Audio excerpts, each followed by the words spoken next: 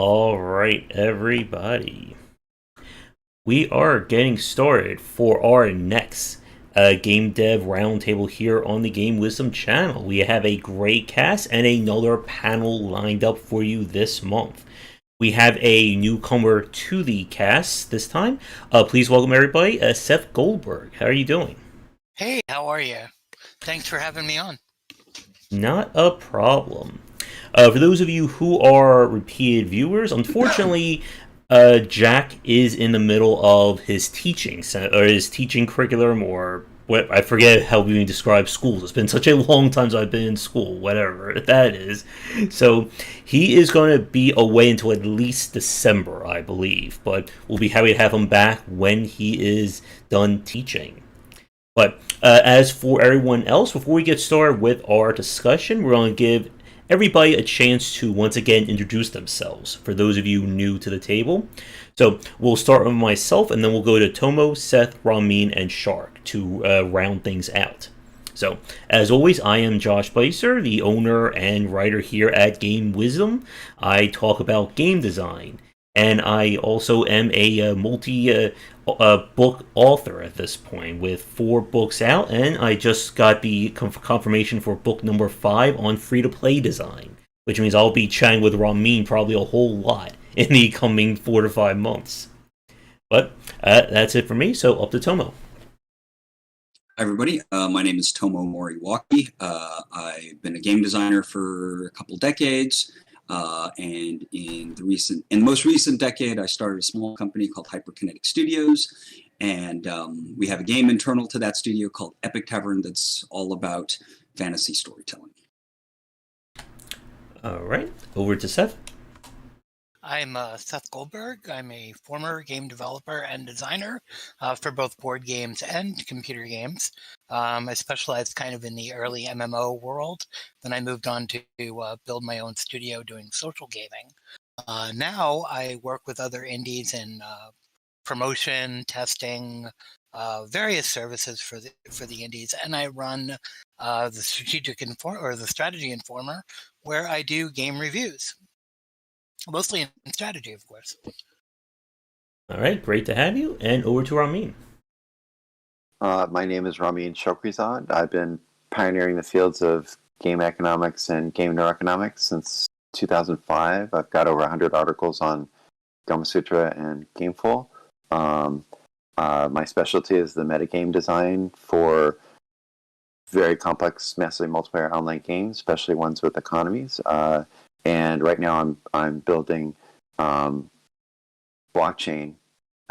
enabled MMOs that allow play-to-earn mechanics to be supported by the developer. Hello everybody, I'm Sharky Shark, also known as Jim Tankersley, and I'm the CEO of Nexus Games. We're a very, very small studio making what is a very big game right now of Neon Continuum, which is a grid-based CCG that is themed around sci-fi with the heart of it being cyberpunk. Mm-hmm. Awesome. And I think either I typed it wrong. I think we may have misspelled Seth's last name. It's ERG. I'm sorry about that. Yep, it's ERG. Not a problem. We will get that corrected for next time. Does that ultimately mean mountain, not city? There we go. But it is great to have everybody on, and congratulations, Ramin, for your game announcement. He finally did the big reveal as of, I believe, a few days ago at the time of this stream. You'll find links to the announcement as well as to his Discord channel in the description down below. And as always, you'll find links to everybody's social media and such in that description. So, we have not spoken about Warframe yet, but it is a major part of our discussion, or games like it. So, I think with introductions over, let's get to our topic, and that is long-tail game design. Or, for those of you who aren't familiar with that kind of concept, this is just another way of describing kind of games as a service, or very long-term post-launch support of a game. Now, this is something that for the crew here, I know everyone is very much interested in this topic because it has become a major way of changing how games are designed and balanced, especially over the last decade. Now, if we were being, I guess, like very wide in terms of our definition, we could have said that this kind of design started with kind of the rise of the MMOs, your EverQuest, World of Warcrafts, and so on. But in terms of, I think, of when people started to think about launching and releasing games as this kind of long-term support, we could really turn to like 2007, 2008 with Team Fortress and League of Legends. And just this change in focus of, in the old days, or quote-unquote old days, you release a game, as long as it doesn't break somebody's computer, it's done outside of releasing an expansion or, little bit of patchwork. Today, people have come to expect months, if not years, of support of games.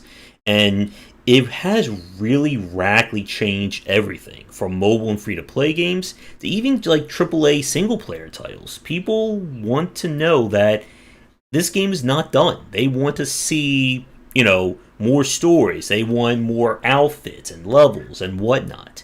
And it's really caused a weird or interesting discussion about what it means to support a game these days. And I'm sure we'll bring up something like No Man's Sky and, of course, Warframe later on. So, I guess my first question for everyone, this will also be for the audience watching live or recorded. What do you think about this trend? This idea that people don't expect a game to be done at 1.0. And do you like it, dislike it, or are you somewhere in the middle? And since we went in kind of, I guess, a clockwise order, we'll go counterclockwise first. So we'll start with Shark this time. So I think I fall somewhere in the middle kind of thing because, like, if you have, like, no game in theory is done at 1.0 because you haven't tested it in a wide market. You haven't tested it in, you probably tested it with small groups, hopefully bigger, groups, but like you haven't tested it with your entire audience. Hence, there's going to be bugs that aren't found, stuff like this. There's going to be, maybe some game breaking, not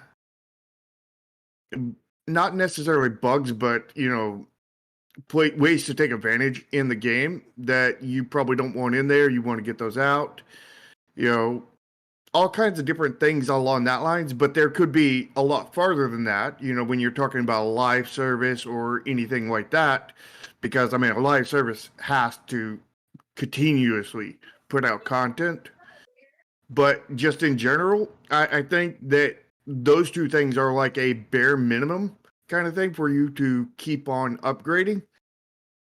And, but it goes farther from there. All right. Over to Ramin. Are you asking if I like long tail games as a player or as a developer? I would say as a developer. What do you think about it? Oh, okay. Well, then I'm a huge fan of long tail because the longer a player, my primary goal in making a game that can be played for 3+ years, and that's my goal for every game I make, is I want them to enjoy playing and paying for 3+ years. It makes it worth my while to make that extra effort to make something really fantastic if I know that my players are going to be paying me for 3+ years instead of just once. So then I make content that feels fresh every time they log in, and I'm sure we're going to be talking about all the different ways that can be done. All right. Over to Seth. Well, of course it depends on the genre of the game. Obviously, if you have a tower defense game, there's no reason to build in a ton of long tail content.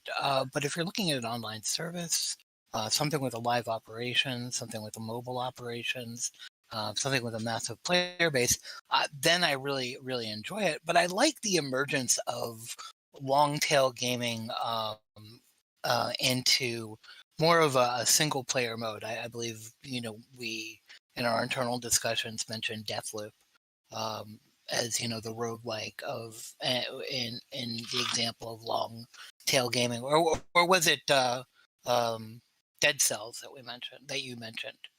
Yeah, it was Dead Cells. I just got its 24th update as of I think a few days ago. Okay. So, the ability to pack on those updates, keep people playing them, and potentially increase the universe and the world building with the marketing of DLC at that point. Free updates are great too, but from a development standpoint, being able to do a long tail on the sales of the game is nice as well. I think publishers would really go for that as well, which would help out the developers get the titles to market. All right, and Tomo? So, I feel like as a small developer, there's some complexities to kind of trying to pursue the long tail design for player, long tail inexperience, long-term service, like all those things are higher difficulty at least. And but I just wanted to lead with that because kind of as a creative and as a consumer of games, I'm like totally all in for the long-term experience, both and for the same reasons, really. It's that the kind of a long story has more opportunity to try interesting things, and you get to have all this fun making. Doing long setups is not. It's not something you get to do a lot in everyday life, and you got to start doing it if you intend to get any good at it. So, kind of creating content for a long period of time is really stimulating and interesting space. And then, I think we all know that the games we like the most are the ones that we put the most time into. All right, and for myself, as a consumer and as somebody who's been paying attention to all these games, I think I'm more in the positive than I would be in the negative column. I think it opens up the games that do well to kind of keep mining for gold, in a matter of speaking. Well, again, we mentioned Dead Cells a few minutes ago. Dead Cells was an amazing game at launch, and it has only gotten better. I was just looking up a game that we played, I think it was late last year, Star Renegades, which was by developers of Halcyon 6. And that game has received many, many updates since it originally launched, adding in more missions, more characters, more events. And of course, as we've said, the whole idea of supporting these games for years has also given developers, it affords them the chance to keep working on a project that they really, really like. Now, with that said, though, I think there are a few issues. I'm curious what everyone thinks about with this. I guess the first one, from a single player or a linear game standpoint. Going back to Star Renegades for a second, it's a game that I keep wanting to play, but every time I think about starting it up, I just think, well, what if there's another major DLC patch? What if there's some new event or content that's coming next month, 2 months, whatever? Why should I play the game, in its unfinished state? And to Rat's Tail's comment from earlier about not liking games that aren't considered done.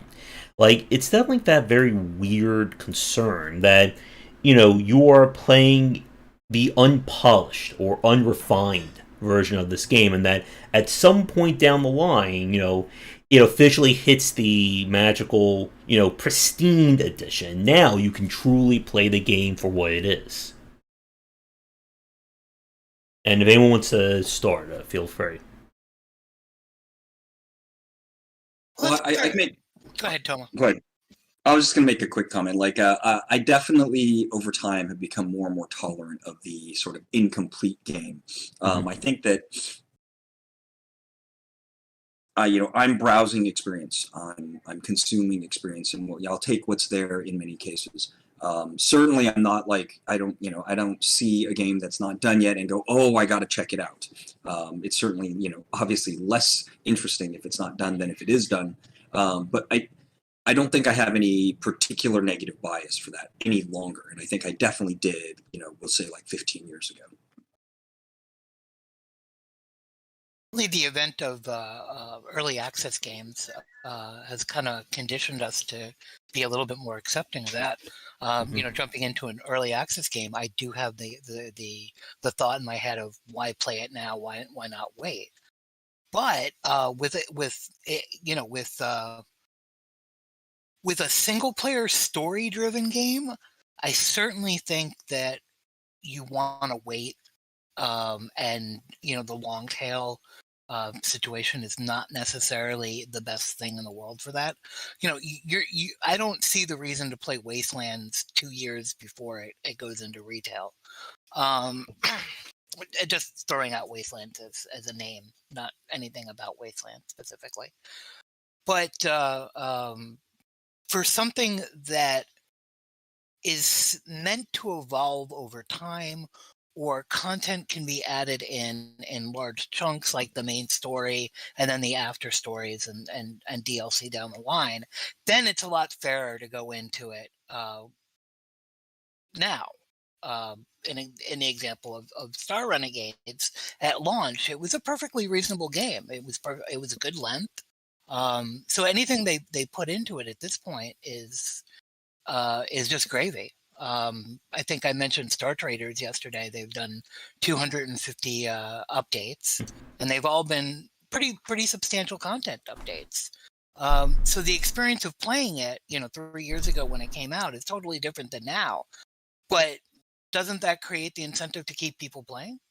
Mm-hmm. Hey, let me see what's new.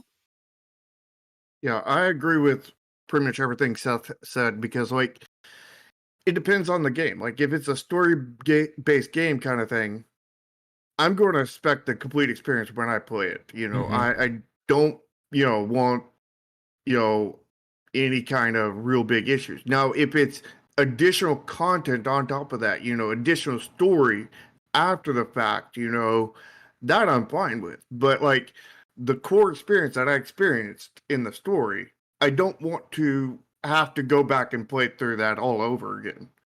I mean, I may want to, but I don't want to have to be able to experience this content. So it needs to be something extra on the side, whereas like an early access game, a roguelike, game as a service kind of thing, that kind of thing, I'm absolutely down for it. But when it comes to like certain genres, I'm not.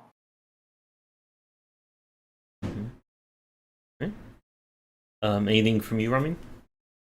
Yeah, this is a difficult question for me to answer, just because I'm so jaded as a gamer at this point that, especially single-player games, if I like the game, if it's interesting, I'll play it for maybe 10 hours, and by then I can pretty much predict how it's going to end up, or I'm seeing enough, for me, design flaws that I'm starting to get annoyed, or any number of reasons. If I'll quit, usually I don't play a game more than 10 hours. If it's a really fantastic fit and it's a single player game, yeah, I might play it longer, like if it's a Civilization game or something like that. But the majority of games I play that I played for a long time are games that are team-based, multiplayer, where with persistent teams, where your team, you have the same team every time you log in every day.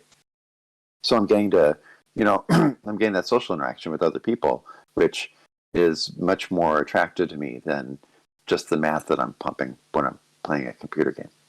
And those types of games seem like they're becoming more and more rare over time, even though I think there's a lot of demand for that, especially as people are socially isolated and are looking for ways to socially interact. But those games tend to be more complex and more expensive to build. So even if you did somehow get funded for it, it takes a long time to bring it to market. And to the chat, they've been talking about games like WoW. And when we see titles that develop over a very long period of time, and just like it seems like these games tend to do one of two things. They either go for, adding more to what's there. More story driven content. If we had 6 dungeons and 5 raids, let's add 5 more of those. If we go with something like a lot of the expansions to the Binding of Isaac, the majority of them is adding in more stuff, more possible room layouts, more enemies, more items. You're not changing what's there.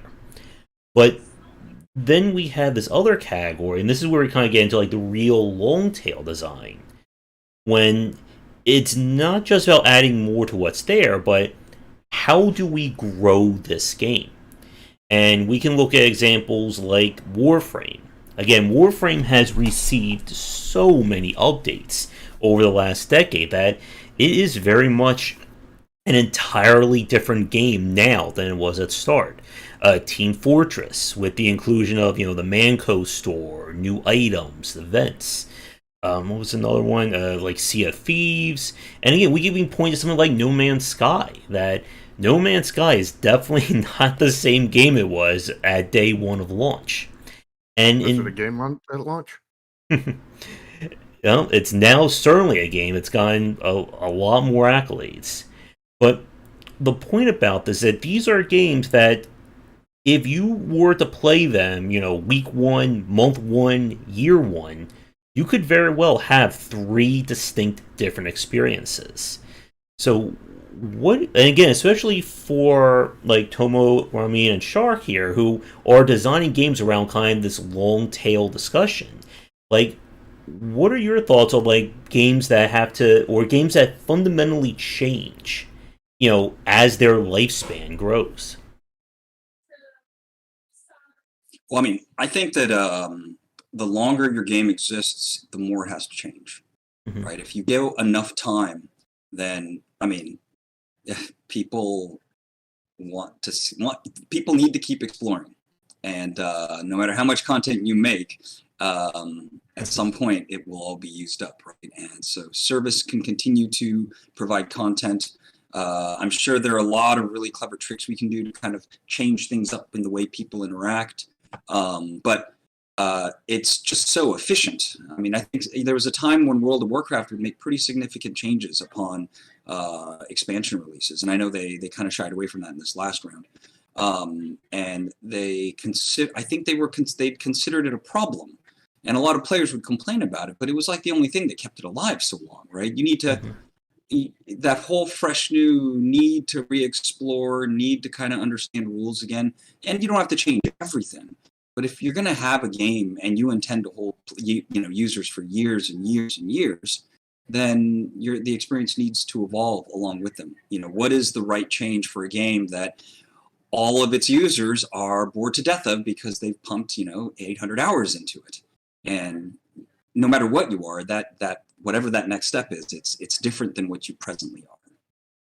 Yeah, with my game, I don't see it so much as, like the goal is to change as we progress, but rather to evolve, where like the core experience is still the same. It's still a, grid-based CCG kind of thing, and the rules don't change. What changes is the cards that are in there, the powers that are in there, so that when you get like different powers, the gameplay experience itself is different, but the actual core is still the same. So you're not physically doing something different, you're just interacting with that same thing in a completely different way.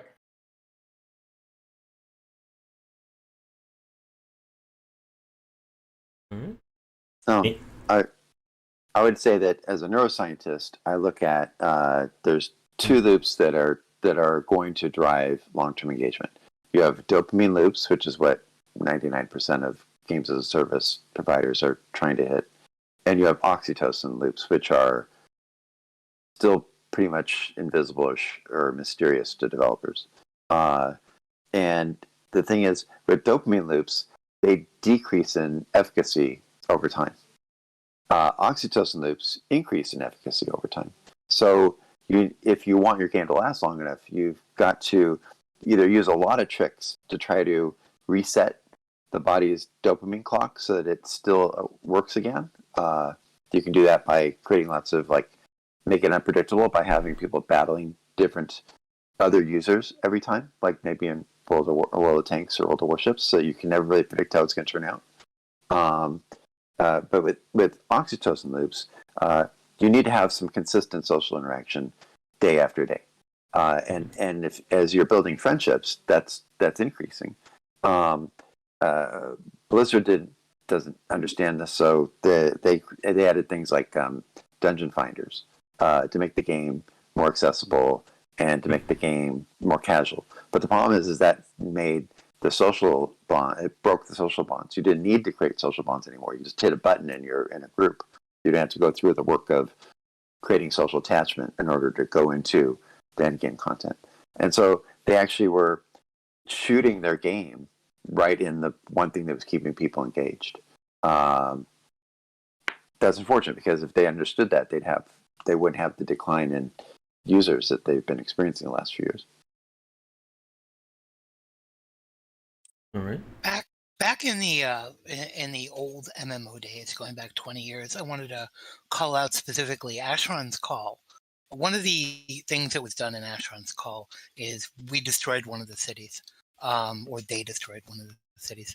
There was an ongoing storyline with the game that was kind of projected into the updates. And this was new back then. I mean, World of Warcraft wasn't out yet. Ultima Online was the big competitor. And Asheron's Call was the smallest of the three games, EverQuest, UO, and Asheron's Call. So the long tail of that was people got vested into the storyline of each update. And that became very powerful for World of Warcraft later on with Blizzard. And that long tail experience is really the pinnacle of long tail gaming, or at least in my opinion. And I think has kind of I'm not sure if this would be a true one-to-one modern day equivalent of it, but it is a case of a developer really pushing for that. Would probably be Fortnite right now. Fortnite has, it is a game that, Jack and I still need to do our We Hate Fortnite cast at some point together whenever he's done teaching. But it is very much a case of this game built around this kind of lore surrounding what's going on with it, the multiple collabs.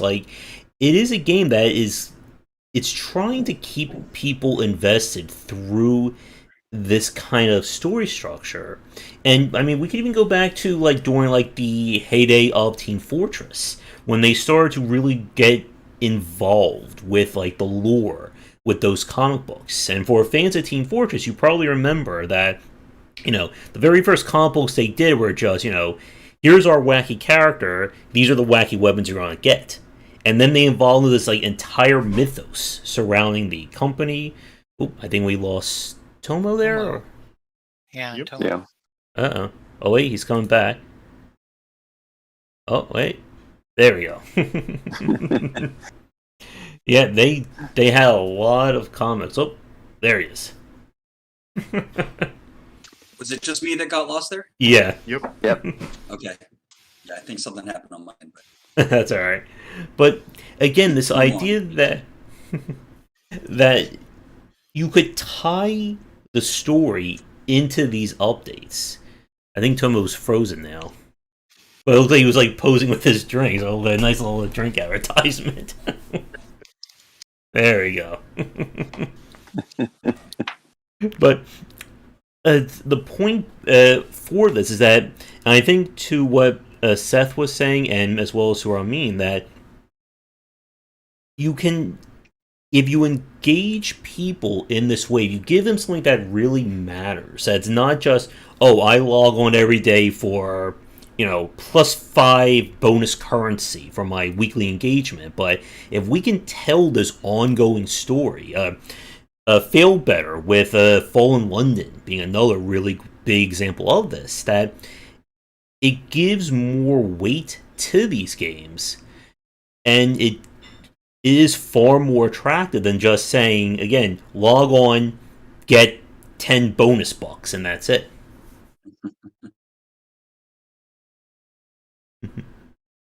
But I find it's kind of interesting how, at its essence, it's just ever more complex and somewhat more meaningful versions of that. Mm-hmm.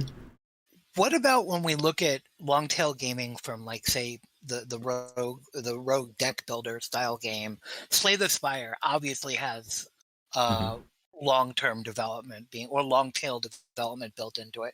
People play that for 1,000, 2,000 hours, and I don't think they've ever done a DLC. I know they've done modding, but I don't think they've done a paid DLC. I know they've added in. I know they've added in at least one new character since 1.0, but I think that was just integrated into the game. Like, it was not considered a DLC. Yeah, it was just a freebie. I think is what they were expecting to do. So they were expected to make something. No, they were that they released the game and it was playable, and Mr. Number 3 was on its way, and then when Mr. Number 3 was ready, they just plopped it in. Oh, okay. So it wasn't handled like a service necessarily. It was more handled like developing while people were watching. Okay. So this game has, a 96% Steam rating, a tremendous amount of positive ratings, overly positive or overwhelmingly positive. So where's the incentive to design something like that? Is it all on the front end? Is this considered long tail? I would say no, but I would call this more like Slay the Spire is more like a labor of love. And, they don't get rewarded by the people who have already paid and played the game by adding more content to a game that's already an amazing game. But what they do get is to get the amazing ratings on Steam, and they get buzz that makes it a must-play game for everybody, so that more people will continue to buy the product. And they don't have to discount it either. And I would honestly say, and first, before I forget, to Chris's comment, they did add in, when the game hit 1.0, they had 3 characters. Silent, Ironclad, and Watcher. They added in a 4th character. I don't remember its name. I'm terrible with it. It's the only thing I remember for it. And it did start as early access when it was first on Steam. And yeah, I think I would agree that it's not really long tail, at least not in what we've described it as. I would say maybe something closer would be something like Monster Train. That when Monster Train was released, it did have actual DLC put into it. They only, several was considered free, but one of it was paid, and that was a $12 expansion. Now, unfortunately, those Monster Train has nowhere near the same amount of reviews and buzz as Slay the Spire, even though it is another amazing game. It is great. I actually prefer it to Slay. But I think, though, I want to disagree with the fact that this isn't, that the long-term roguelike is still you don't necessarily have to have a live operations team or an ongoing story to develop for the long tail. I mean, at this point, everybody and their brother owns Slay the Spire. It goes on sale so much that I don't even bother, telling people about it going on sale because everybody owns it. But the brilliance of the design was that people can play this for 1,000 hours. Same thing with Isaac. There's certainly lessons to be learned in long tail game design from Isaac. Yeah. I just to kind of separate 2 points, right? I think that there are some fundamentally different things between kind of long-term player user base maintenance and designing for long hours played. Now, obviously, if you want to maintain the experience for users or maintain the engagement of a user base, you're going to have to make use of design techniques or perspectives, or be able to understand what it means to hold a user for hundreds and hundreds of hours. But you don't need to make a game that's designed for users to spend hundreds of hours in that doesn't demand that you then serve the game over the long haul or kind of enter into the game as a service model.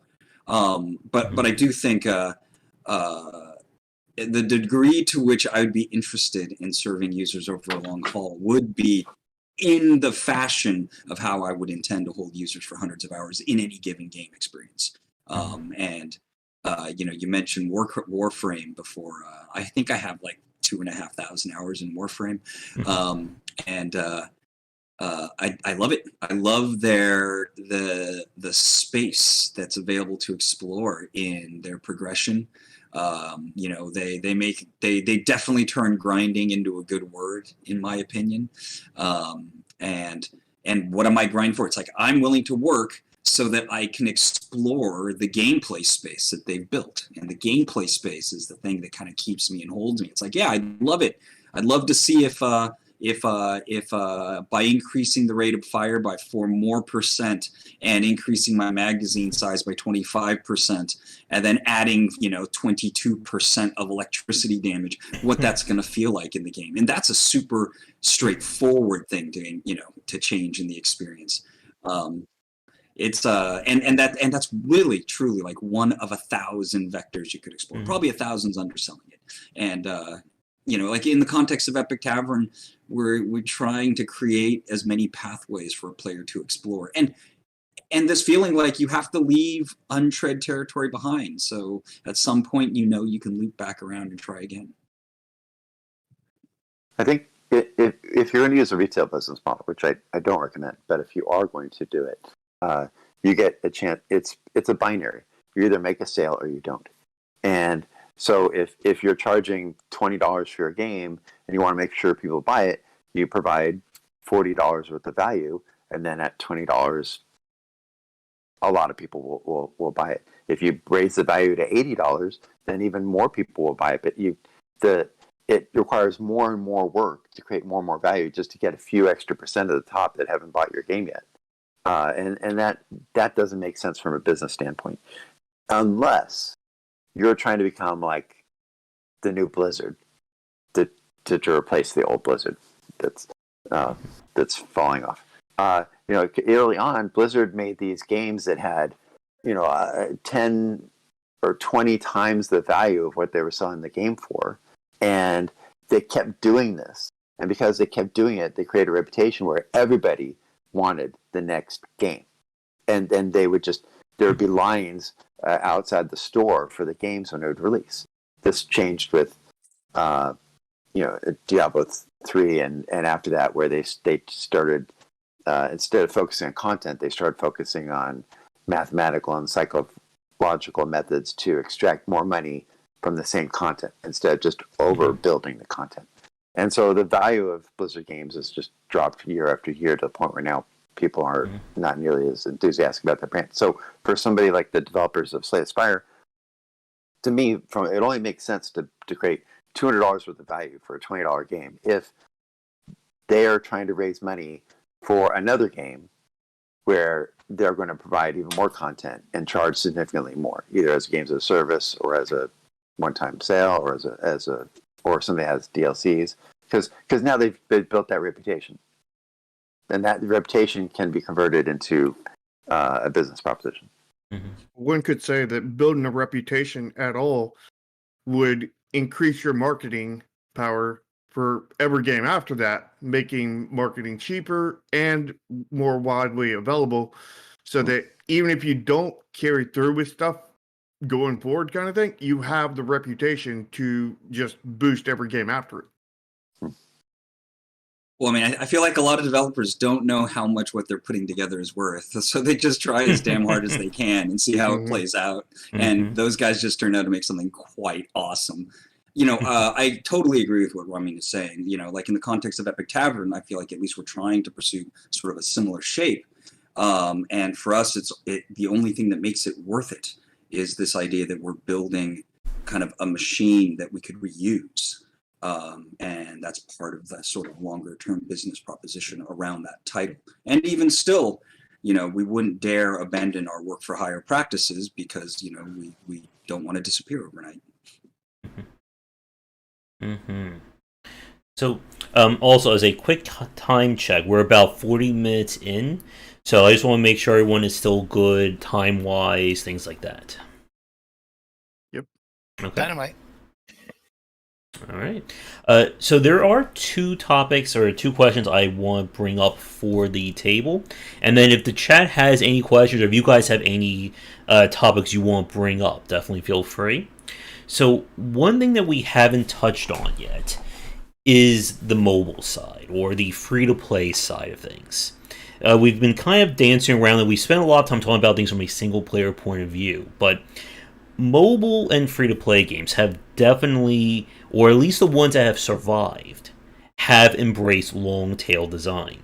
That again, if you want people to keep playing and obviously keep paying, you need to be building your game around that. And over the last like 2 years, I've been playing a lot of kind of the more, I guess, quote unquote, like newer mobile games. I've tried Genshin, Arc Knights, Punishing Grey Raven, Princess Connect, a lot of these different titles. And the thing about them is that they're often designed around not just, what are we doing next month, but what are we doing in year 2, in year 3. MiHoYo, the ones who did Henshin Impact or whatever it's called in Genshin Impact, like they have a lot of things planned for it. And the question I want to bring up to the table and to the chat is, when you're thinking about your how do you think or how do you approach thinking about your game, not just in terms of I'm going to put so and so in my game in 3 weeks, but I'm going to be building this in the next 6 months. I'm going to have this out in a year and a half. And then in 2 years' time, maybe we'll have this unique system in our game. I know for me, like, we're planning on hopefully going with a major update every 3 months, where we have a new set of cards with new mechanics in them, kind of thing. And I am trying not to put the cart before the horse and trying to focus as much as I can on everything in the first set, because there's no guarantee that there's going to be a second set. However, on the backside of that, I am planning, baselines, outlines on what I want to do in the future, kind of thing, in a more, I guess you'd say it like a sketch or a prototype kind of form, where, this is kind of an outline of what I want to do. This is this amorphous blob that has some kind of shape to it, but it's not fully formed, kind of thing. And this is kind of the direction I want to go, but this is not exact, and this can change based off of whatever happens from the first set. With the mobiles, one of the things that causes them to have such a long-term outlook is these crossovers that they're bringing in. I mean, how long did it take for Arc Knights to sign the deal with Ubisoft? How long did it to bring in Rainbow Six? How long did it take to build the assets for that? That had to be planned out probably a year and ahead. You can't just ink a major contract like that, come up with all the assets for it. Well, okay, maybe the assets aren't that hard if you've got tons of animators and artists, but on the contract side, those things take time. The other thing is the nature of the game. They're not going to survive as a game or a service if they don't have these long-term plans. The game loops themselves are fairly simple, and people will burn out from those, despite the dopamine release systems. And the oxytocin system is interesting. I need to learn more about how to trigger that in a game. But back to the point is they have to enhance these games, or the churn rate will be so enormous with people leaving.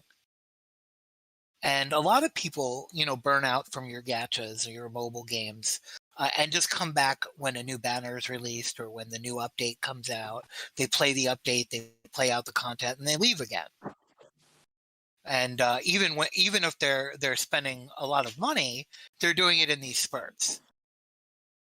And one of these days, I'll have to figure out if it's better to have 100 whales spending in spurts or 10 whales spending constantly. I don't know those numbers off the top of my head. My best guess for kind of like such patterns is really that making big mobile games is so costly that they need to make big gambles and long-term plans to get there, and that it's unlike sort of the indie scene on PC, that there is no viable middle ground, right? You basically, the vast majority of the stuff that becomes big, and I'm not saying there aren't exceptions because there always will be, but that what you're seeing is the byproduct of a great deal of money and a great deal of careful planning. And even then, it doesn't often turn out all that awesome. Yeah, and like, I think the problem, like, with a lot of the mobile games I've been playing is that I think there is such a thing as thinking too far ahead in terms of your content. That, like, as I said on our little Discord chat with Punishing Grey Raven, that they have like 2.5 to 3 years of content scoped out for this game, but they are drip feeding it about a month to 2 months at a time. And as somebody who's playing this on their global server, I am about completely bored with this game. Like, they just announced an update, or they had their new monthly event going on, like, right this second, and I have just not felt the motivation to play it. Because, the first month I was all in, doing the whole gacha, the whole gameplay loop itself, but I'm not seeing anything new that's keeping me invested. And I think that's what Seth was saying, that I'm sure there's people who they will log on maybe once a month, they'll spend maybe $50 to $100 or whatever to acquire the newest banner, and then they'll disappear for another 30 to 45 days. But for me, it's the same pattern, that once I lose that reason to play these games daily, it becomes harder and harder for me to just want to log back in again, no matter what they do. And like, I watched a video that they went through like the next 3 years of content. It sounds like there's some amazing things, a lot of things that will fix the game. But how many people are going to wait around, I think, for the promise that, 8 months from now, your problems with this game will be gone? Well, I mean, the thing is, it's so easy in the context of mobile games. The bigger they are, the more likely in so many ways that you as an individual are being left behind. But that's not the case for whatever sufficiently large number of payers, sufficiently large number of big spenders that are in the system.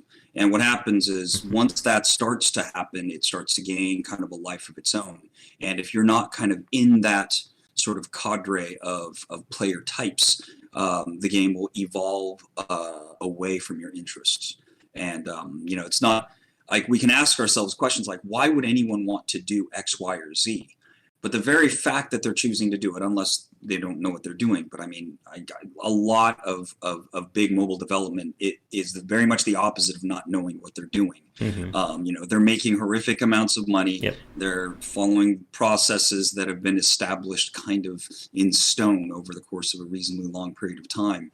And it just turns out that there are these chunks of people that are very different from you or I, that have discovered something that they enjoy quite a bit. They happen to also be in a demographic where they have disposable income to spend on this experience, and they are by voting with their money, are pushing legislation of sorts to create a society that you're not going to feel interested in sticking around in. Well, every time they release some sort of major update, the metrics that are being tracked by these large mobile games and games as a service, by say like Lilith or something, when billions of dollars are on the line, any change to the game needs to be monitored and tracked, and that may be one of the reasons why they're drip feeding some of this content, so that even though they have a feeling it'll improve the play experience, they need to make sure that they're not going to release something that's going to push people away. I would say if you're going drip feed like that, it needs to be more frequently. Sure. But I mean, Seth's logic is sound. I mean, go ahead, Rami. Okay. I like to listen for a while before I jump in, but don't want to get left behind.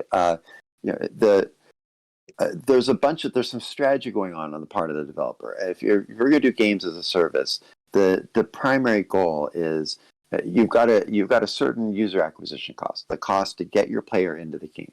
And in order to be successful, you have to be able to extract a certain amount of money that's greater than the cost to get the user in the game. And if you create a system where you're going to make more money on average per person than the cost of user acquisition, then you can just ramp up all the way, hire Arnold Schwarzenegger or Mariah Carey to do Super Bowl commercials, and as long as you're making more money than you paid to get the user in, the more you scale it up, the more money you make. But the data collection that Seth's referring to, you can only get data for what's happening now, not what's going to happen.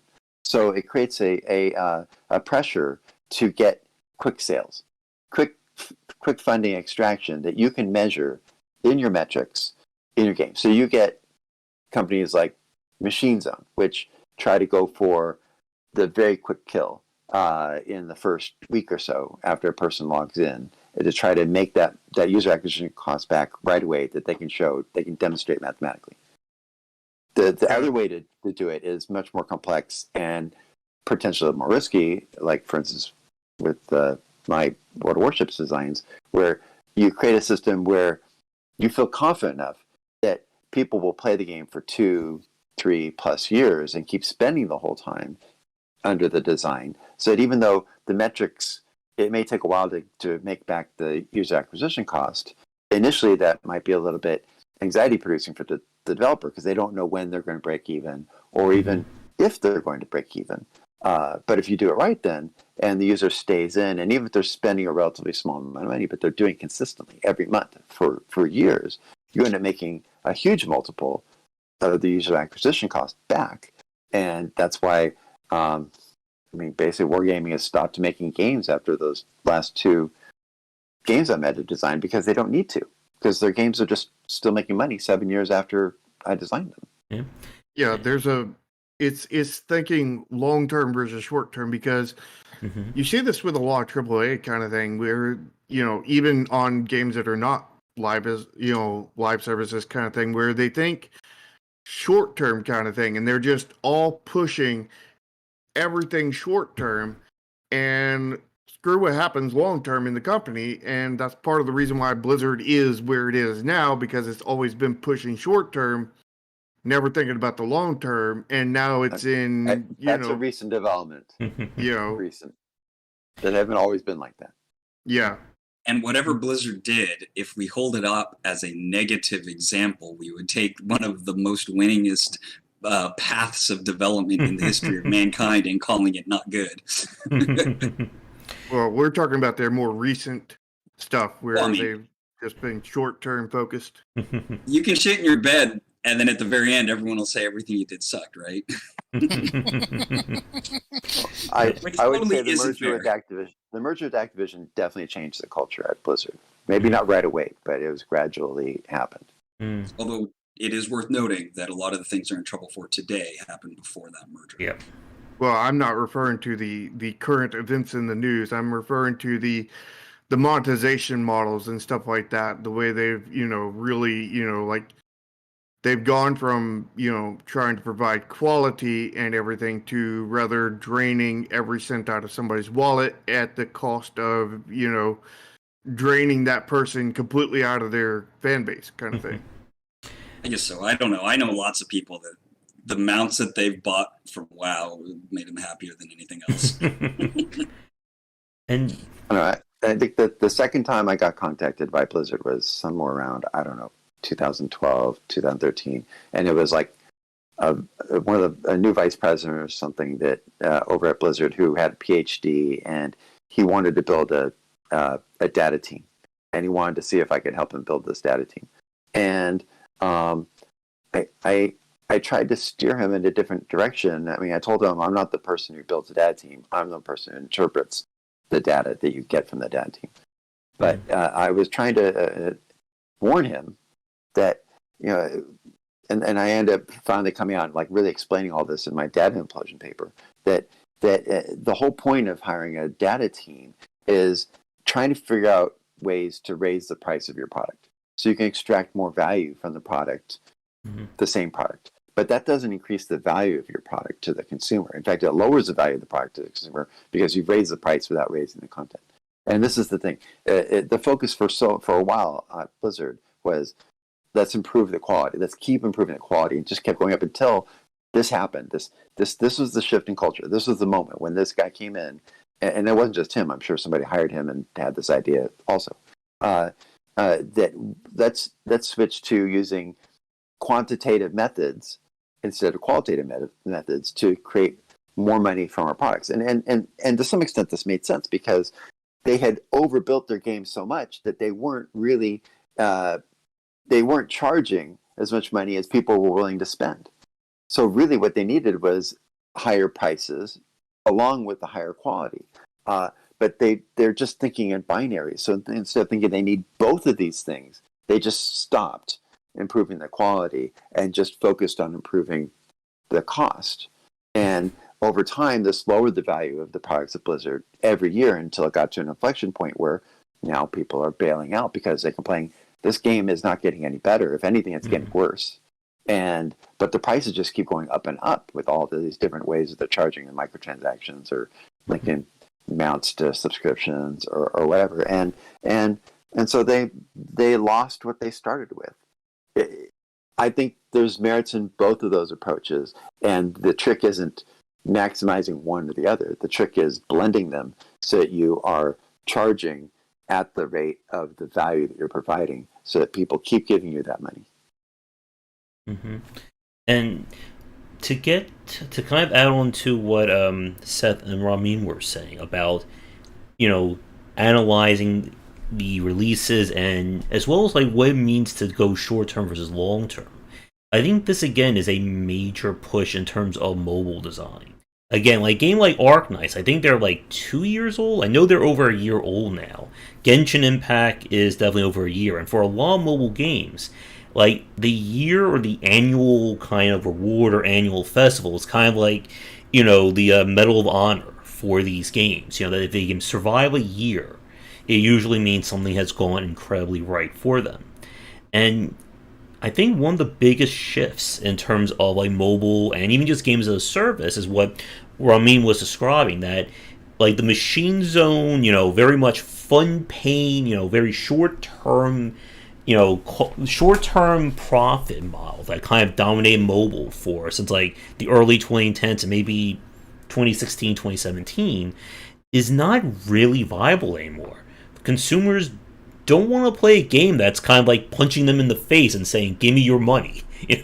They want to go for this game that they feel comfortable and confident that they're going to enjoy this game and they're going to give it money more over time. And when they see that there's that value there, they're more in line to spend. Maybe they're not going to spend $200 in a single month, but maybe they'll spend $10 to $15 a month. And it's one of the reasons why one thing that drives me to a lot of these mobile games, or the ones that are like more like action or modern day, is that they typically have fixed purchases. That's not just buy $100 of premium gems. It's spend $10 and we'll give you a bonus reward every month, or this is just a one-time purchase. And I think that kind of stuff is something you need to consider when it comes to long-tail design, because I think this is another point we haven't really touched on yet, but it has to be said, earning money. Again, for Rami and Shark, you're developing multiplayer and social-driven games. Like, you need to be considering how are we going to be earning money over these kinds of experiences? Because as we all know, if your game's not bringing in money, it's not going to survive a year, 2 years, 3 years, and so on. Yeah, and when you have to release more content, because like eventually everything that you release for sale, unless you just have a massive budget, kind of thing, eventually everything that you release, for sale is everybody's going to own everything, and there's not going to be anything left for them to buy. So you have to keep on adding more stuff for them to buy, but you can't just do that. I mean, you have to, give the people who are free players something to continue to go forward, because we've seen this so many times with games where they give the free players basically nothing, and then they give they make everything paid, and then when you do that kind of thing, you end up seeing the paying players cannibalize all the free players. They all quit, and then they start cannibalizing their own ranks until the bottom levels quit, and then keeps on until there's only one player left, and then they quit, and your game is dead. Go ahead. Go ahead, Seth. Go ahead, Seth. I had a long talk before. In the CCG what would Ramin you'd classify your upcoming CCG? No, it's not really CCG. It's collectible. It's a massive multiplayer, super social, play to earn, free to play. I'm throwing the more acronyms than you can throw a stick at. There we go. Recursive progression. I'm literally combining an MMO with a social network to create something that just goes beyond what we've been able to do with MMOs before. This is the goal. So in the long tail design for that, I would assume you're doing things up front to basically be able to add on things at a later date. In the CC, I haven't worked in the CCG world. So Sharky, you may be able to tell me I'm wrong on this, but I don't think they're planning out 6 months or 6 years of Magic the Gathering expansions and keywords that are going to be added in. I think they're being designed as they go along. Honestly, don't know, but what are you doing? Is the base game going to be extensible? Well, my plan is that, I'm just aiming right now for a complete base game, the first set and everything that is right with it. And then I have like some guidelines and goals which are directing me to the second set, but none of that is in stone. Okay. So it's loosely planned just for, a few, and as you go up farther and farther sets, the looser the plans get, kind of thing. Okay. I wanted to touch on what, long tail looks like on a collectible or a CCG. It's really what I was driving at. For me, the CC, it's not a collectible cards, it's collectible creatures, but that's just the excuse to get people together so that they'll have fun playing with other players. But I don't want to make it sound like I'm trivializing it by saying it's just an excuse, because most games start with the gameplay, and then at the end they'll after they finish the gameplay development, they'll create the metagame that creates the spending and all that stuff, almost like as an afterthought. Since metagame is my specialty, with our game, I've already designed 3.5 years of metagame progression before we've even really started the gameplay development, and I've designed it so instead of, like in most games where most of the value is up front and then the value to the player goes down every month as they get bored, I start them with a limited amount of content, and then over time it explodes to just a massive amount of content. So I'm reversing the trends that the value goes up over time for the participants, both in terms of the dopamine and the oxytocin loops, and I actually charge more as time goes on, because I know people will be more invested and they'll have expanded their budget for entertainment on my product over time.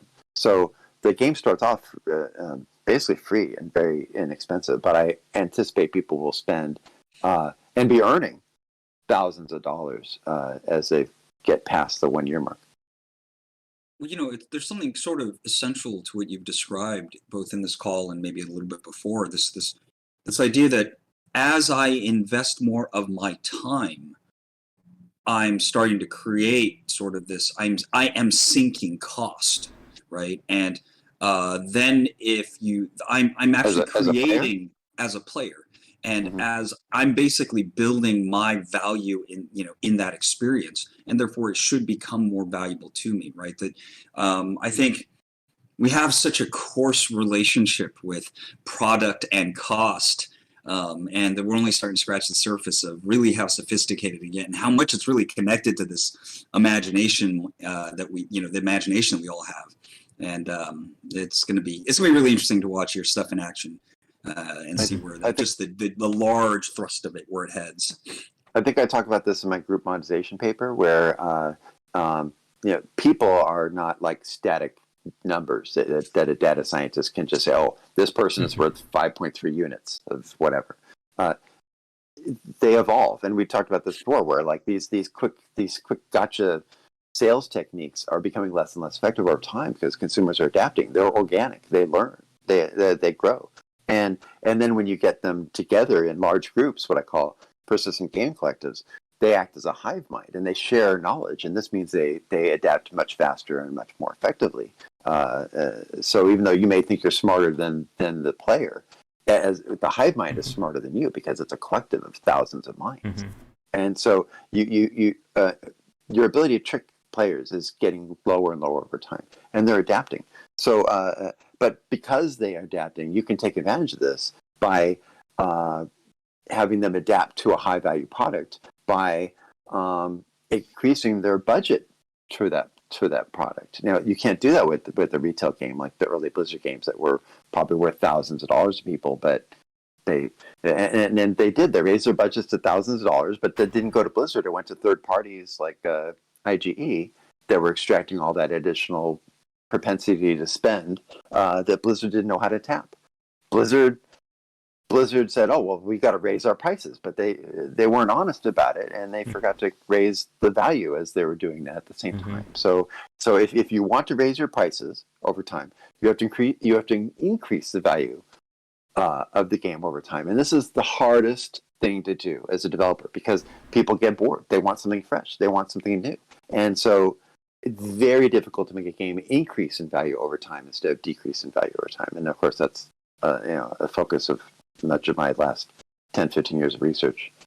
But like what you're doing, though, to make it happen seems like the viable course, right? Is that it will increase in value because I'm putting myself into that experience, right? I'm kind of investing. I'm like, theoretically, all the users are adding their value into it, which is then going to boost it for everybody. It's super cool theory stuff. By the way, I just want to say one.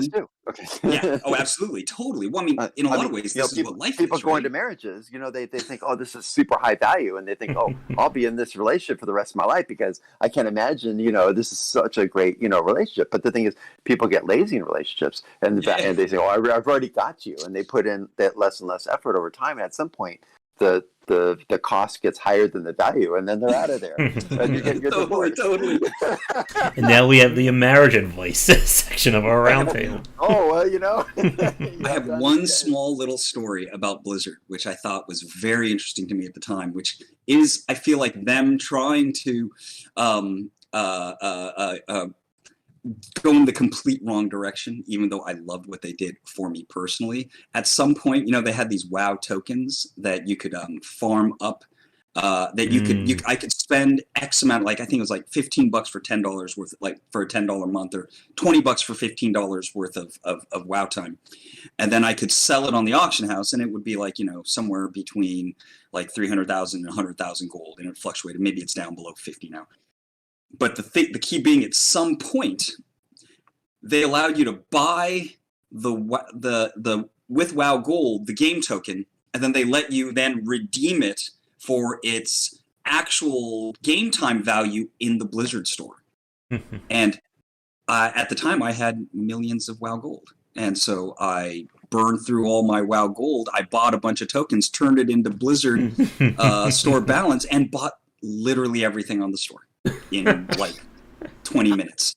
And after doing it, I felt like they totally did the wrong thing. I'm like, this isn't what you give to me for putting all this time into WoW. Because it was too easy and it was too much, and now there's nothing else I can buy from your store. Yeah, you got it. It kept you very engaged for like an hour. Yeah, it was a great 20 minutes, by the way, because I thought I was getting away with murder. And I appreciate them for allowing me to do that, but I think that from the higher level, it was a poor strategy move. Yeah, that's like the affair. And then you feel dirty afterwards. Strangely enough, and this is sort of tragic, it also allowed me to buy Destiny. And I have to be fair, over the course of 17 years, I have stopped playing WoW, but I do still play Destiny. Keeping you in the ecosystem. Well, Destiny's not part of Activision Blizzard anymore, unfortunately. So it's like a Shakespeare family relationship. As another time check, we are an hour and 10 in. I figure, are you guys good for another 15, 20 minutes? Do anyone have to get going like a little, right around there? I'm totally good for 15 or 20 minutes. Okay. All right. So we'll wrap things up. Ramin's stuttering. Yeah. I'm done. I'm just looking. I've got an hour before my next meeting. Okay. I only won't be an hour. We're going to be tired by then. But is everybody good for another? Happened. Yeah, Josh, we've done going over 2 Yeah, we gotta be careful here. Okay. We'll set it then for, I would say, another 15 to 20 minutes, if that works for everyone, and then we'll go into our wrap-up. So, for the chat watching, this will be officially last call for questions. So, a question came in from Chris earlier before the marriage counseling section we just had. But it is, I think, a very interesting one, and it's something, again, that for developers here, that I wanted to get everybody's opinion. And that is on the topic of games that cut the cord too early. That, as we've said, the market has changed dramatically over the past 10 years. And just as it does with every decade of the game industry. And one of the things that we're seeing, even in single-player games, are consumers saying, what else you got? Your game's at 1.0, what else? And the idea of, should developers these days, even if you're making a single-player game, even if it is an 8 to 10 hour story-driven game, do you think that they should be keeping in the back of their minds, what should I do next? And like an example that I saw would be Battle Brothers. That Battle Brothers came out, developers were like, we're kind of done. Like, we don't really want to do anything else. And the consumers like, no, we want more of this game. And I think they eventually got like 3 expansions out of those developers when they originally said we didn't want to do it. And again, I think there is a point that it is fair to say that 1.0 means 1.0. That, this is our game. It's done. But is that leaving a lot of meat on the table that could extend the life of this game? Again, and I'll show it after this. Like, again, with Slay the Spire and Dead Cells, both games are still being talked about. They're still being played due to how much work was done after those games were done. Go ahead, Seth. Back when I started playing computer games, that was it. Yep. You got 1.0, that was it. You were done. Playing Gary Grigsby's Guadalcanal, which is probably one of my first strategy games. I certainly wanted more of it. Never got it, never would get it. I got, a different game, North Atlantic 86, which covered a different time period, but was similar. 1.0 was it. We've gotten spoiled that we can have a game as a service or a game that has 1,000 hours of playtime into it, or something where the developers will keep on putting into it, like in the Battle Brothers scenario. So, there's major bonuses to this. But yeah, if they just leave it at 1.0, they're leaving a lot on the table. Yeah, I'm going to use Civilization 6 as my example here. I'm a big Civ fan, and I worked on Civ World and Civ Online. With Civ 6, they did such a great job with it, and that it sold so well. They never had to discount the game, at least for years, because they over-delivered. They gave you way more than whatever $60 worth of value in Civilization 6. But because of that, they're like, oh well, let's tap that enthusiasm and make a bunch of add-ons and generate more money. The problem is that's a great idea, but the problem is when you make a game that's so good, it's very difficult to make it better with an addition. And so what happened is they'd release these DLCs. You already know where I'm going with this, Tomo, right? So that their reviews were like, oh, these add-ons actually make the game worse. And so the community was actually telling people don't buy the DLCs because the original game is better, and you'll screw up your original game with the DLC. And so like I'm a huge Civ fan, but I actually haven't played the expansions to Civ 6 because I don't want to wreck Civ 6. So this is what's, and this would be an obstacle for maybe like Slay the Spire. I mean, they could always create new avatars, and that doesn't ruin that partitions from the other previous avatars. It doesn't necessarily ruin the game experience. Let's say like make it too easy. I had this problem with Endless Space 2 where they put in the ability to take to gain control of this mega fleet that just steamrolls the entire map and ruins the game for me because either the game suddenly becomes too easy if I get the control of the master fleet, or I get steamrolled if the AI gets a hold of that fleet, and even though I'm way ahead of everybody and work so hard, I just get crushed for just what feels like arbitrary reasons. So I would love to just uninstall that DLC if I could and go back before they ruin their own game.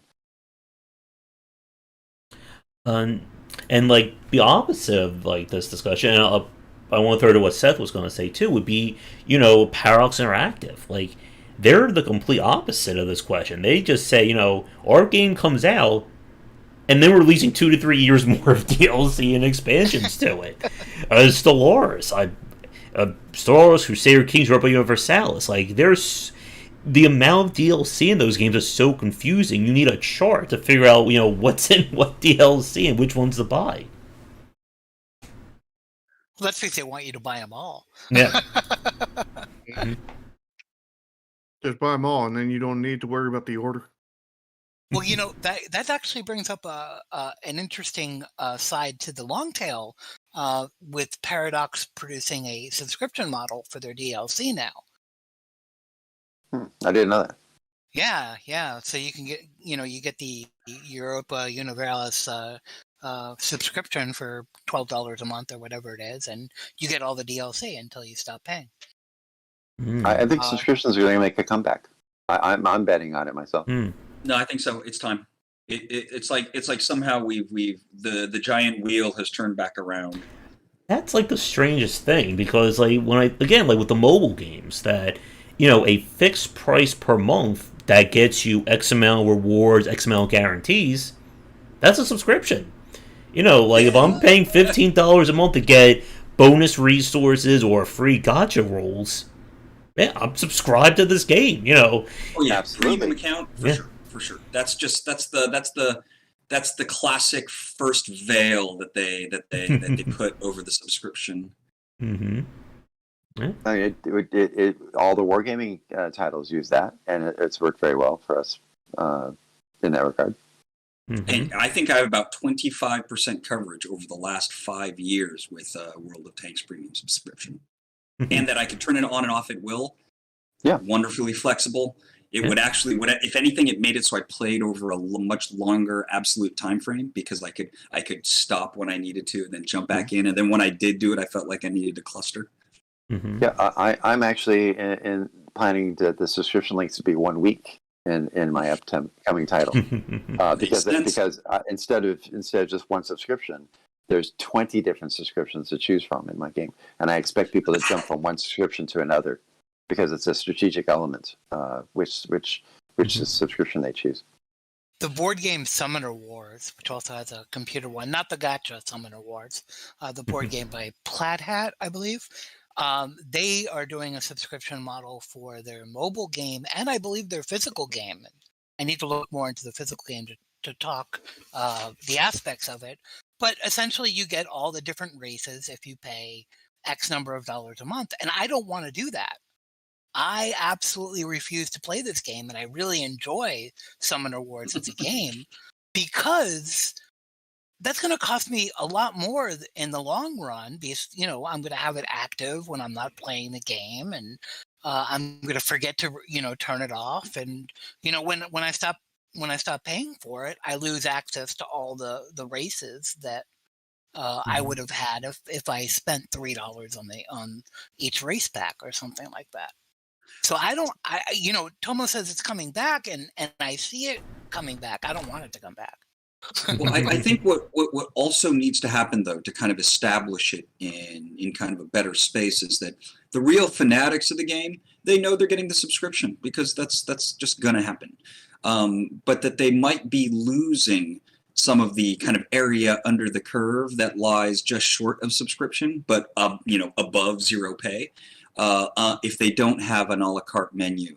But the a la carte menu inevitably has to be just a tiny bit more expensive. And that way the subscription people who are hardcore feel like they're being rewarded by their favorite developer. Well, that's kind of the approach I took. We have optional subscriptions where you can just buy stuff normally through microtransactions, but you can also sign up for the subscriptions, and that's for two reasons. One, it's so that we can. I would rather have a steady low income rather than whales that are just spending a lot of money all at once, kind of thing. Because I'm not trying to whale or anything. What I'm but like the other aspect is when it provides a better deal, but it's I forgot what I was even going to say now. I could tell. I mean, all this shit is quite complicated, by the way. Yeah. Don't blame you. VIP in games, especially Eastern games, is traditionally there to reward the whales for just spending a butt ton of money. But I can say that on YouTube, can't I? Yeah. I'm not going to demonetize you for saying but. But you never know. But there's no pay to win at all in my game, and I don't want that. But I also want to encourage people to stay subscribed, even if they may not necessarily need to be subscribed. So I create a residual layer above the subscription level that's like a VIP level that improves over time the longer you're subscribed. And then when you turn off your subscription, that sticks around. It's persistent. So, and the only way to get the bonuses that you would get awesome. in that VIP level is to stay subscribed over a long period of time. So you can leave the game and keep your subscription and not stress about it because you're still gaining value, even not even being in the game with the subscription. And thank you, Tom. Thank you. That reminded me. The other thing I was going to say was that basically this also, I feel would help, curb addictions kind of thing, because some people, with, card packs and, gacha and loot boxes and, all those things are separate, but they're all very similar to each other. But I feel like they're all three of them are subject to addiction kind of thing. And with a subscription model, somebody can be like, I want to support the game through the subscription model kind of thing, and just get stuff kind of thing, regularly, rather than feeling this addiction, kind of thing where I'm just going in and spinning. So it's like a second version of a set spending limit kind of thing. The dark side is always a temptation. Yep. It's always there. Sharky. Mhm. It's always there to tempt you. But I think we're essentially all lightsiders here, which seem like makes us kind of the minority in the industry. But we're trying to make money by creating value for our consumers, not by tricking our consumers into overvaluing the content we're giving them. Right. Mm-hmm. All right. So again, I think we are knocking on time for this discussion. So I'm going to give everybody one last go round. Anything you want to add or anything you want to mention regarding long tail design, and this time we'll start. I will start with Tomo and work our way around that side. So, Tomo, feel free. So a topic that I wasn't necessarily expecting to come up today, but I think is very interesting and very strongly related is some of the nuts and bolts that revolve around kind of how we create like systems and spaces and ideas for players to explore over a long period of time. I think we see a lot of analogies and some really, really long haul episodic entertainment in the world around us. I think we're seeing it get explored with the MCU. Just this like idea of a system that you can't quite understand yet, and then you run through a loop, and that it is of sufficient complexity that it's going to take many, many loops to learn all the ropes. But the process of doing many, many loops allows you to open many, many doors, and that you've created this very interesting sort of like deep shape that players are going to explore. And I think creating those shapes is super, super exciting and fun. And it's obviously the thing that I commit my life to. And maybe sometime down the line, we can have a conversation about more of that nitty gritty words. Because in a lot of ways, this is large scale human behavior and economics and stuff that's ultimately probably more important and more relevant. But for a future topic, the how to create interesting complexity for users to consume. All right. Over to Seth. I think one of the interesting things that came up from what everybody was talking about and some of the stuff that I brought up was, taking these long-term or long-tail game design concepts that we're seeing in MMOs, that we're seeing in CCGs, that we're seeing in some of the blockchain stuff, and applying those to more traditional experiences, more of the single-player experience. I mean, looking at Tomo's game, Epic Tavern, how much long tail design can go into that? And I joked around in the chat by saying, they were going to start releasing DLC microtransaction packs for storylines. But, that's not actually a bad idea. Oh, I agree.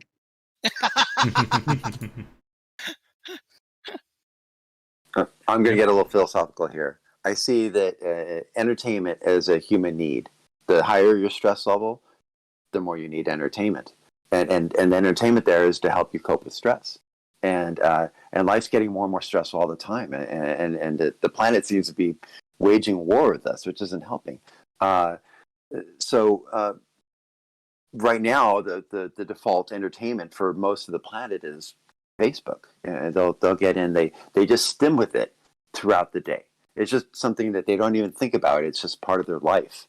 And but now we know, and we actually have evidence that Facebook and, for instance, Instagram actually causes suicides. It actually increases stress instead of decreasing stress.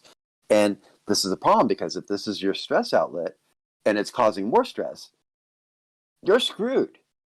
So really, my goal here with our company is to create that companion application that will just follow you throughout life and give you the stimulation and the entertainment you need throughout the day, very almost invisibly, just very relaxing, supportive. It's there when you want it. We don't make you log in any particular time of the day or any particular number of hours per day. You just use it when you want it. And we're hoping to take the money we make from this game to develop something closer to like a Ready Player One metaverse. We know something like that is going to be ridiculously expensive. So we're hoping to make a ridiculous amount of money on the first product so that we can, build the technologies that don't exist yet to make that. I know personally, I would like the industry as a whole to move towards light side technology versus dark side technologies when it comes to microtransactions and stuff like that, because like we just see so many bad examples, or good examples if you would, of dark side technologies where they're just really milking players, psychologically for all their worth, kind of thing. And I mean, being a light side, person myself, like my microtransactions and my monetization model as a whole will look bad, on the surface level, because it's associated with the bad side of the dark, and while things are similar, they're not the same. There's a very big difference between you know giving somebody a parachute and asking if they want to, go skydiving, and shoving somebody without a parachute off the plane. I mean, they're both taking place in a plane high above the sky, but there's a very distinct difference in between them. And, a lot of people, I think, look at it and be like, well, they're both planes in the sky, so they're the same thing. It's like, no, they're not. But like, I really want to, make it clear, that, I think we should, really develop the light side of the thing, and that we should really, as consumers, look and see if the developer is going for the light side approach or the dark side of the approach, and, really support the ones that are going on the light side. All right. And I think for me, I think is Rats leaving? Oh, wait, see you later, Rats. But for myself, again, as somebody who plays these games, and I think going back to what Seth said earlier, that was not easy for me to get out, that I think we are in this world where long tail design needs to be heavily considered for any game. And again, the games that we have seen that typically go on to keep doing well are the ones that are considering it early in its development. You don't want to be leaving, again, money on the table, especially if you have that game that becomes a breakout hit. With something like Darkest Dungeon, they've released, I think, 3 different expansions? I think 1 for free as well. Grim Dawn has had years of expansions, that was mentioned earlier. And it does raise that question of how many games are really going to be paying attention to the likes of Arknights, to Genshin Impact, to Ramin's game as well in the future. That this idea that you can release a game and it can still earn money as long as you're keeping people invested in it. Like, I still don't believe there is such a thing as the infinite replayable game. That game that will still be going on, 50, 100 years from now, or things like that. But thank you, Chris, for reminding me of that. That if your game is good and you can keep putting out stuff that elevates it, you can still keep earning money with it. And it's far better to keep supporting a game that people love than, again, starting from scratch with a game that you haven't made yet. And, I think of stuff like Firaxis with XCOM 2, that, the work they put into those expansions with War of the Chosen, it is a fundamentally different game than XCOM 2 was at launch, and I would argue it is a far better game with those additions than the original launch of it. And if we were still just thinking about games as being these one-and-done concepts, we really wouldn't see, I think, the extent of some of the best examples of this kind of design. Take-Two has been pretty good at trying to really create value for their consumers, I think. Yeah. But with that said, we are right at an hour and a half, so we will wrap things up here. As always, I'm going to give the Roundtable a chance to plug any projects, anything like that they would like to mention. So we'll once again go with Tomo and work our way around. Yeah, well, Hyperconnect Studios has got one internal game. It is called Epic Tavern. It is available on early access on Steam still. We are hoping of getting out of there sometime early next year. And additionally, there will be a comic book released inspired by the same world and many of the same characters late in October as well. All right. Over to Seth. So I've got the strategyinformer.com where I do the reviews and previews and stuff.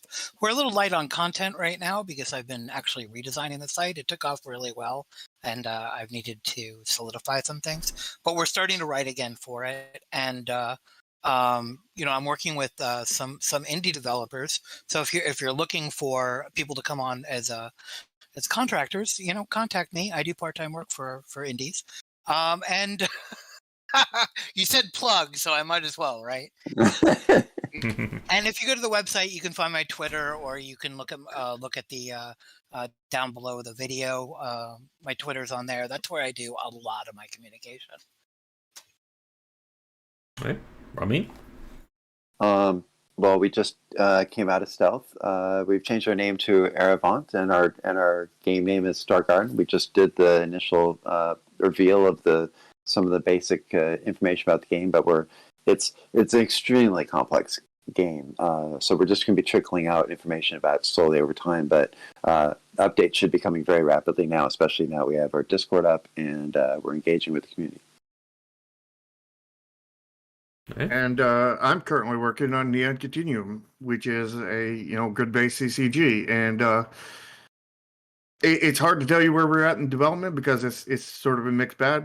Code has lagged behind for so long, but we're playtesting on our Discord once a month, if not more often, kind of thing. So if you want to check it out, it's come and join our Discord. Link should be down in the description.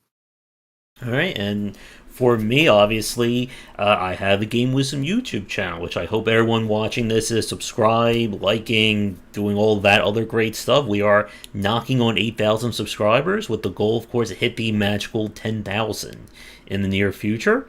You can follow me on Twitter at GWBicer, and be sure to pick up my books on design, the Game Design Deep Dive series, and 20 Essential Games to Study. Book number 4, All About Horror, is coming out on October 8th, and then book number 5 on free-to-play design, that is coming out sometime in 2022, because I haven't written it yet, so I need to get going on that. All right, well, everybody, thank you so much for coming out. We try to plan to do these once a month. If you'd like to suggest a topic for a future roundtable, let us know in the comments. But again, do the liking and subscribing. Follow everybody. Links are all in the description. But gentlemen, thanks again for coming out. And thank you, Seth, for your first time on. Yay! Look forward to more. I had a blast. All right, and thank you, Chris, for that mention. Yes, everyone, spread the word. Do all the social media stuff that I need to get going on my end as well. All right. It was fun having Seth on. He's been in the gaming industry for like 25 plus years. So. All right. Well, everyone, have a great rest of your night. Come back for daily discussions on game design here and on Game Wisdom, where he's in the art and science of games. Until the next roundtable. Take care. Yeah. Thanks all. Pleasure as always. Take care, guys. Hi, gentlemen.